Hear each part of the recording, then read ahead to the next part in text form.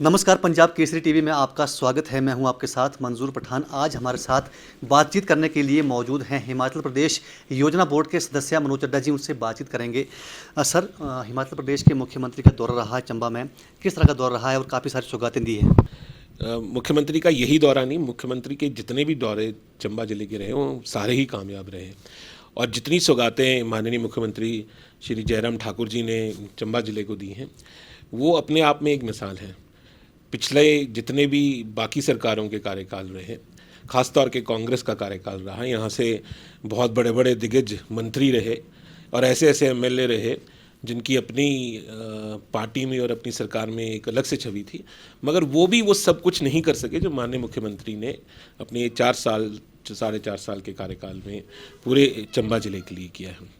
इसमें कोई दो राय नहीं है। जहाँ तक डलहौजी विधानसभा क्षेत्र का सवाल है तो डलहौजी विधानसभा क्षेत्र में भूतपूर्व कार्य जो है माननीय मुख्यमंत्री की दिशा निर्देश पर उनके सानिध्य से, उनके आशीर्वाद से हुए हैं। सड़कों का जाल आज पूरी डलहौजी विधानसभा क्षेत्र में बिछ रहा है। पीएचसीज बन रहे हैं, सीएचसीज की बिल्डिंगों का काम चला हुआ है और कितने ही स्कूल जो हैं वो अपग्रेड हुए हैं, जो मिडिल से आप सीनियर हुए और सीनियर सेकेंडरी स्कूल हुए और अन्य ऐसे कई काम। और जो सबसे बड़ा कार्य माननीय मुख्यमंत्री के इस कार्यकाल में हुआ और इसी दौरे के दौरान हुआ, जो डलहौजी विधानसभा क्षेत्र में एक और कॉलेज जो बहुत सालों से हमारे तकरीबन 20,000 करीब की आबादी जो बनीखेत के आसपास की है और डलहौजी के आसपास की है, उसमें ना सिर्फ डलहौजी विधानसभा क्षेत्र के लोगों को, चंबा विधानसभा क्षेत्र की लगती हुई पंचायतों को और भटियात की पंचायतों को भी बहुत फ़ायदा होने जा रहा है। तो सरकारी कॉलेज जो उन्होंने यहाँ पर दिया है, हम लोग उनके आभारी हैं। और सबसे बड़ी बात तो ये है कि बिना किसी रोक टोक के और बिना किसी किंतु परंतु के हम लोगों ने उनसे मांगा और हमारे ज़िला परिषद से जो यहाँ से जीती उन्होंने उस कॉलेज की मांग की और हमारे अन्य जितने भी नेता हैं सबने डिफरेंट संगठनों से और डिफरेंट पहलुओं से मुख्यमंत्री के समक्ष मांग रखी थी, जिसको उन्होंने बिल्कुल अमली जामा पहनाया। और कुछ ही सालों में आप देखेंगे कि यहाँ पर एक भव्य कॉलेज जो है वो निर्माण होगा और कुछ ही महीनों में उसकी कक्षाएं भी शुरू हो जाएंगी। हिमाचल प्रदेश में 2022 में चुनाव होने वाले हैं और आपकी विधानसभा क्षेत्र में ये बात भी हो रही है कि मनोज चड्ढा भी भाजपा के उम्मीदवार हो सकते हैं। इस पर आप क्या कहेंगे?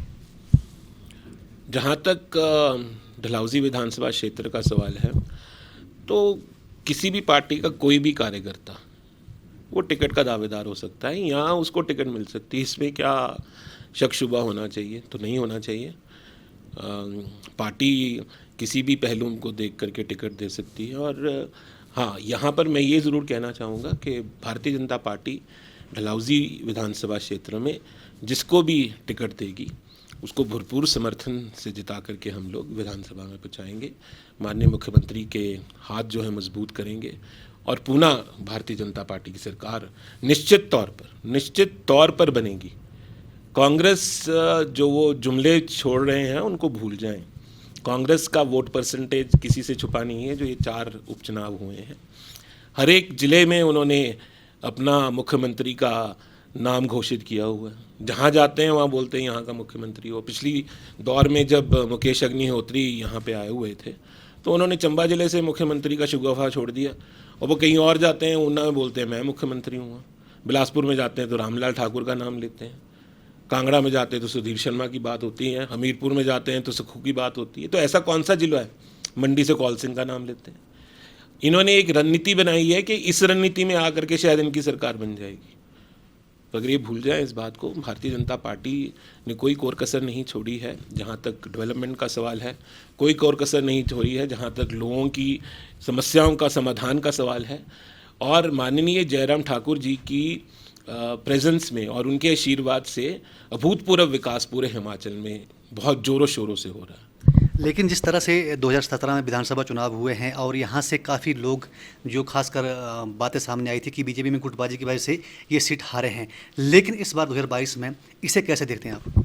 मुझे नहीं मालूम ये आपको कहाँ से खबर आई कि 2017 में हम किसी गुटबाजी के कारण ये सीट हारे। है ना, उसके कई कारण रहे होंगे, हमें नहीं मालूम। हम लोगों ने सबने एकजुट होकर के जो यहाँ से प्रत्याशी थे उनको भरपूर समर्थन दिया और पूर्ण उनको जताने की कोशिश की। और आंकड़े ये बताते हैं, जो उससे पहले विधानसभा के चुनाव हुए, जहाँ पे उससे पहले जो यहाँ की प्रत्याशी थी रेणु चड्ढा जी, वो उनका जो आंकड़ा हार का था और जो अब difference of losing the seat था, वो बहुत मतलब कम मार्जिन से हारे हैं। और निश्चित तौर पर हम लोग सब लोगों ने जोर लगाया तो वो इस जगह पे पहुंचे थे। और ये कहना कि यहाँ पे कोई गुटबाजी थी, ना है, ना थी, ना होगी। बीजेपी के जितने बड़े नेता डलहौजी विधानसभा क्षेत्र में आते हैं, लेकिन कई बार देखा गया है कि जो बीजेपी के बड़े नेता यहाँ से हैं उन्हें मंच नहीं मिल पाता है। तो आपको नहीं लगता है कि गुटबाजी कहीं ना कहीं आज भी डलहौजी भाजपा में देखने को मिलती है? कौन से मंच की बात कर रहे हैं और कहाँ नहीं मिल पाता? अभी जब तेलेरू में कार्यक्रम हुआ तो हम लोग सभी एक ही मंच पर थे। ये किसने कह दिया? ऐसा तो कुछ नहीं है। इससे पहले जब 2017 में विधानसभा चुनाव हुए उस समय यहाँ पे अमित शाह आए थे, उन्होंने जब मंच संभाला उसके बाद कई नेता, बड़े नेता जो थे मंच पे नहीं आ पाए थे क्योंकि उन्हें जगह नहीं दी गई थी जानबूझकर। तो गुटबाजी कहीं ना कहीं तो है ना भाई? ऐसे है खान साहब, कुछ सेफ्टी और सिक्योरिटी प्रोटोकॉल्स भी होती हैं और उसको मद्देनज़र रखते हुए ऐसे मंच में सभी लोगों को साझा नहीं किया जा सकता और कुछ चुनित लोग ही वहाँ पहुँच सकते हैं। और ऐसा कुछ हुआ होगा तो मुझे मालूम नहीं, मगर जो इनक्लोजर्स होता है जहाँ पर रेगुलर बाकी नेता जो जिले के होते हैं, मंडल के होते हैं, वो सब बैठे होते हैं, वहाँ पे सभी लोग बैठे हुए थे। अब डेफिनेटली अब मुख्यमंत्री का जो दौरा होता है वो किसी और श्रेणी में होता है।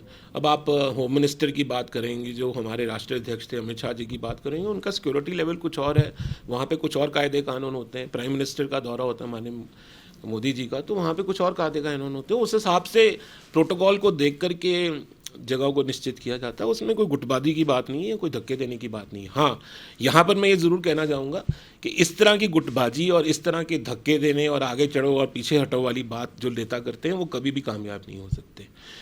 जो भी असेंबली इलेक्शन लड़ता है उसको इस बात को मद्देनज़र रख करके काम करना चाहिए कि हम लोग सब एकजुट होकर के काम करेंगे, कलेक्टिव रिस्पॉन्सिबिलिटी लेकर के काम करेंगे तो जीत होगी। अगर हम लोग किसी को धकेल करके बाजुओं से आगे पीछे कर करके काम करने की कोशिश करेंगे तो वो बंदा नहीं जीत सकता। ये बात निश्चित तौर पर मुझे तो समझ है, जिसको नहीं है उसको भी ये गांठ बांध लेनी चाहिए। इकट्ठे होकर के काम करेंगे तो निश्चित तौर पर भारतीय जनता पार्टी का जो कैंडिडेट है वो यहाँ से जीतेगा। हमसे बातचीत करने के लिए शुक्रिया। तो ये थे हिमाचल प्रदेश योजना बोर्ड के सदस्य मनोज चड्ढा, जिनका साफ तौर पे कहना है कि जिस तरह का चंबा जिला में हाल ही में मुख्यमंत्री का दौरा रहा है वो काफ़ी बेहतरीन रहा है और बेहतरीन तरीके से विकास हो रहा है। लेकिन गुटबाजी को लेकर उन्होंने साफ तौर पे कहा है कि गुटबाजी नहीं है, लेकिन कहीं ना कहीं जिस तरह से कार्यक्रम होते हैं वहाँ पर गुटबाजी देखने को मिलती है। ऐसे में भाजपा को आत्म मंथन और चिंतन करने की आवश्यकता है। चंबा से पंजाब केसरी टीवी के लिए मंजूर पठान की रिपोर्ट।